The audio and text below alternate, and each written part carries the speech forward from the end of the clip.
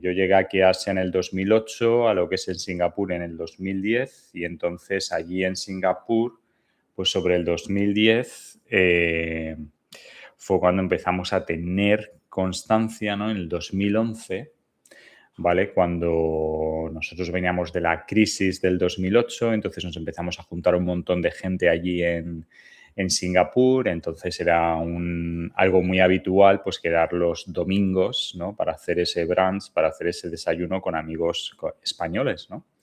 Entonces, en ese momento, en el 2011, no el 2012, no recuerdo bien, estábamos nosotros jóvenes sin posibilidades de encontrar trabajo en España. Estábamos un poquito indignados y entonces allí llegó la amiga Elena, ¿no? Trabajaba en la embajada, sigue trabajando en la embajada, en este caso ahora la de Colombia. Y allí, pues ella a la comunidad española, ¿no? Nos hizo llegar un artículo que se llamaba El triunfo de los mediocres, ¿no? Y entonces en ese artículo, pues era un periodista desconocido, bueno, es que no sabemos quién era realmente.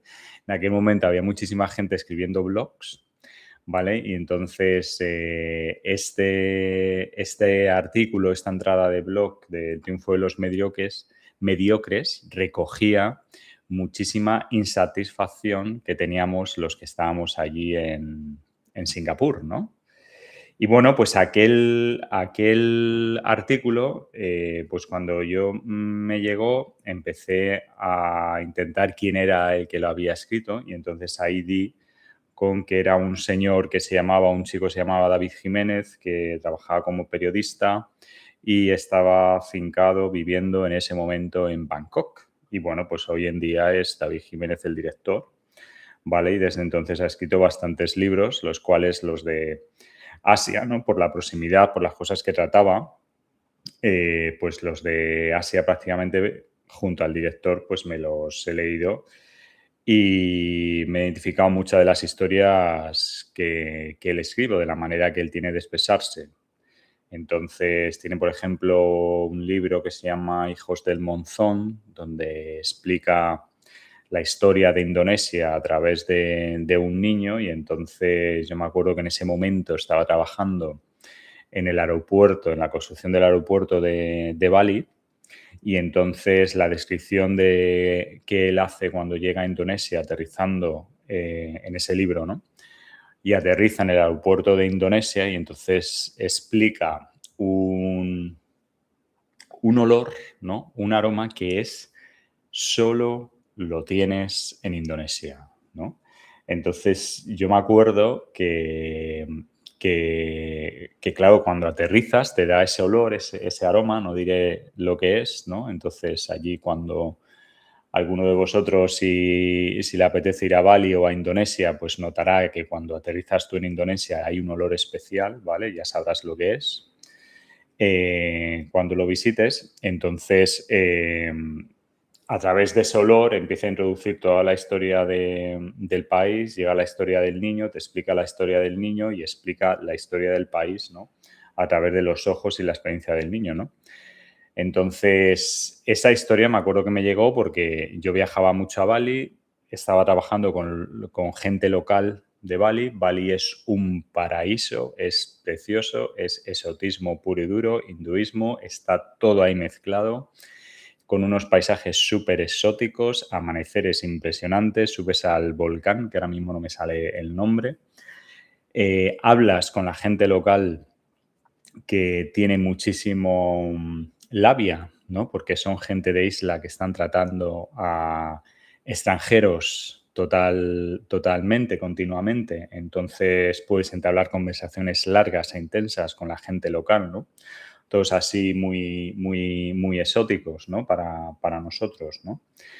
Y entonces yo tenía muchísimo bagaje trabajando con la gente local. De hecho, un compañero de trabajo, bueno, es que no era compañero, era el de la empresa con la que yo trabajaba, nos organizó una ruta con un autobús y nos enseñó muchísimos sitios de Indonesia. ¿no? Desde Yogyakarta hasta Borobudur y luego llegamos al Bromo, ¿no? Que es el volcán. Luego ya pillamos el avión en, ¿cómo se llama la ciudad esta? Tiene un, bueno, no recuerdo si Baruguaya o algo así. De allí ya pillamos el avión para ir a Bali, entonces ya nos montamos en Bali. Bueno, fue un viaje también muy chulo ese. Entonces, como tenía esa experiencia, cuando leí esos libros de David Gilménez, me interesé por quién era ese chico que, al igual que yo, estaba pues haciéndose su vida profesional, ¿no? En Asia, ¿no? Entonces, este triunfo de los mediocres, ¿no? Voy aquí a leer un poquito algunos párrafos de ese artículo, ¿no? Porque era lo que a nosotros, los que estábamos ahí, el grupo con el que yo me movía, ¿no? Los frikis, ¿no? Como los llamaba, Selena, que ya la he mencionado anteriormente, pues nos leíamos esto y como que nos recorcomía un poco, ¿no? Porque estábamos un poquito como que sí, disfrutando de lo que era Singapur, de toda la bonanza y de todas las buenas voluntades y del buen trabajo que teníamos allí, pero estábamos un poquito huérfanos de país, ¿no? Y entonces el artículo este del triunfo de los mediocres, pues dice así: quizás ha llegado la hora de aceptar que nuestra crisis es más que económica. Va más allá de estos o aquellos políticos, de la codicia de los banqueros o la prima de riesgo. Asumir que nuestros problemas no se terminarán cambiando a un partido por otro, con otra batería de medidas urgentes o una huelga general. Reconocer que el principal problema de España no es Grecia, el euro o la señora Merkel. Admitir, para tratar de corregirlo, que nos hemos convertido en un país mediocre. Ningún país alcanza semejante condición de la noche a la mañana. Tampoco en 3 o 4 años. Es el resultado de una cadena que comienza en la escuela y termina en la clase dirigente. Hemos creado una cultura en la que los mediocres son los alumnos más populares en el colegio, los primeros en ser ascendidos en las oficinas, lo que más se hacen escuchar en los medios de comunicación, y a los únicos que votamos en las elecciones sin importar lo que hagan, porque son de los nuestros. Mediocre es un país que se preocupa más por el fútbol que por la política. Hemos visto las calles llenas de televisiones y montones de personas absortas viendo cómo unos millonarios dan una patada, algo que no nos traerá progreso alguno. Y gritamos ante un gol, como cortos adolescentes. Antes, los hombres, hoy también las mujeres.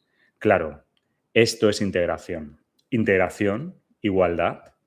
Dijo Gandhi: si los hombres prestasen tanta atención a la política como al fútbol, otros gallos nos cantarían.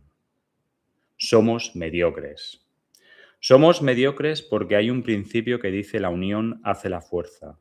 Y en España cada individuo está añorando un estadio por él solito, para él solito, porque cada español se siente más listo, más inteligente, más culto, más trabajador, más rico, menos pobre, con más ideas que su vecino.